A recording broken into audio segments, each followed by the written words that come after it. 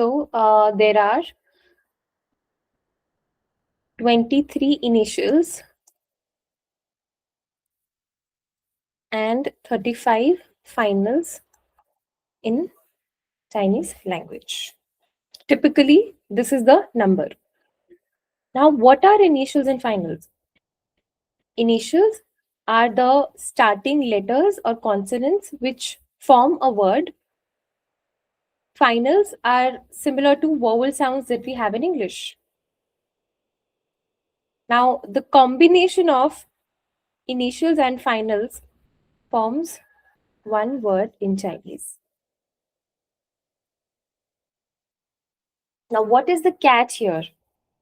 The total catch here is that these 23 initials are pronounced in many different ways.